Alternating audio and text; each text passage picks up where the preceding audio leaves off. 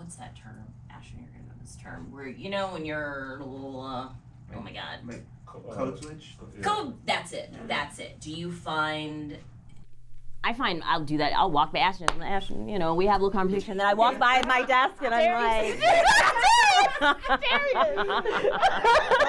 Is that Darius? This is, you know, too. I say, hi, everyone. The Darius gonna...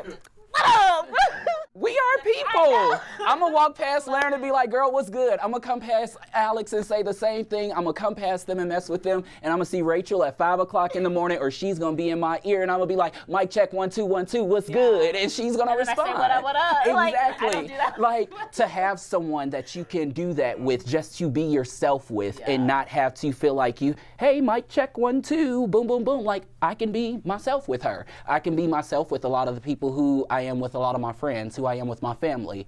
And I'm not saying that there is anything wrong with code switching, but at the end of the day, I think you have to think about the toll that that takes on the person who has to code switch. You knowing that you have to walk into a room and you can't be yourself. You have to be who this person expects you to be or who they would want you to be. I think it's a safety mechanism, though, for us. The whole basis of why code switching exists is just for a white majority audience to believe that you know what you're talking about. You have to say it in a certain way. We have to look a certain way. We have to talk a certain way. We have to drive a certain car. We have to live in a certain area just to be accepted as deserving or knowledgeable. I mean, me, y'all see these waves.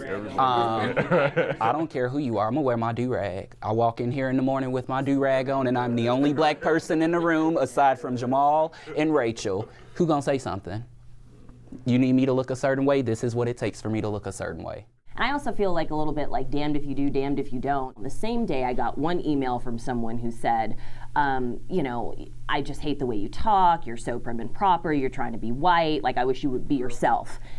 The very next email was, you are just, you know, a little too ghetto, I don't like your slang, I wish you would be more professional on air. Like, so.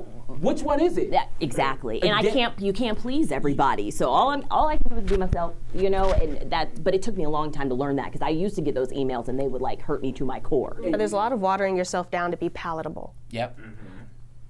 And that's what you have to do. You have to find this line of staying black enough to be your authentic self, but then becoming white enough for them to be able to digest you. Just last week, I got an email saying, "You're so unprofessional, when is Danielle Grant coming back?" It reminds me that I need to steer back to my authentic self instead of this packaged self that I've worked so hard at, because the packaged self is not always gonna win. Why am I being somebody else when that's still not winning? Might as well go back to me. The textbook definition of code switching describes changing mannerisms, tone of voice, or word choice between standard English or more relaxed slang. You may have just heard me code switch right there on air without even knowing it. That's how it happens.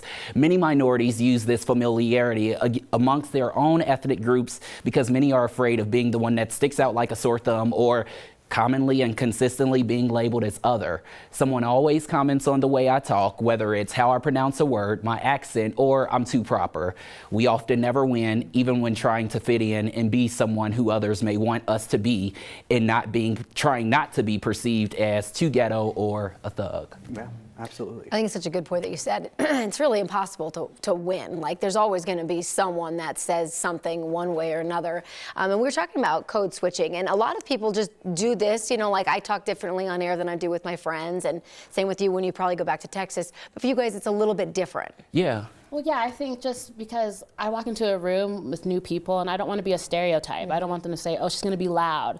She's going to be talking like this. So then I have to actually, you know, talk differently and be like, no, I am educated. I am smart. I'm not loud. I can, in a situation where other people might get mad, I have to think twice about it because I'm like, I don't want them to think, that's an angry black woman, you know. I'm gonna be like, okay, let me just be calm in this situation. Until I know the people in the group, that's all I can do. I have to ask about the mental health toll that could take on it too. You know, you're sitting here trying, you know, to suppress your identity for so long. Do you ever feel like you potentially lose yourself in that altogether and think, man, I just diminished my culture? I mean, I'll be honest, I will say I don't know who I am at this point. Yeah. You know, you go through it for so long, and you know, there are other things that all compile into that, but that's one conversation that I continuously have with my therapist about not knowing who I am or who my friends once thought I was or family.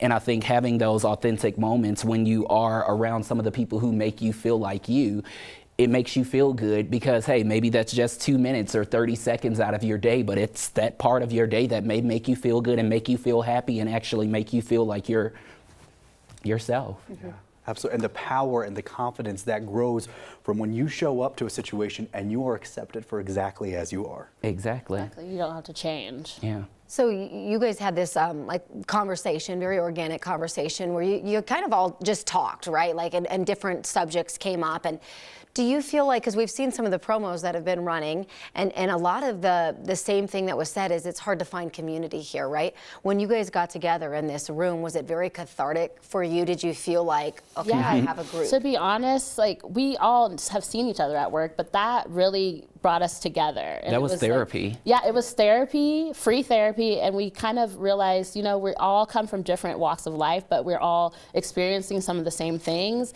And it was great to talk about it and be open about it, because a lot of people don't talk about race, and it's kind of a taboo thing, but like, it's important to talk about it with people that your same race and people that are not your race. Yeah, and I know they're probably going to wrap us really fast, but I think the other thing was just being able to be in a space where you don't talk to these people every single day, but to be able to hear so many people say, you doing this, or you doing this, or me seeing you do this is what has kept me here, or this is what has rooted me in being able to speak up and be who I am, and realizing at that moment that it was those real authentic moments that I would have with Rachel and Jamal in the mornings that kept me grounded. Yeah, absolutely. It's important, and it's important that you bring this conversation to us and to everybody at home, and teaching us new vocabulary that maybe people didn't know, the term code switching. Yep. All right, Well, guys. thank you both for being on. Thank you all.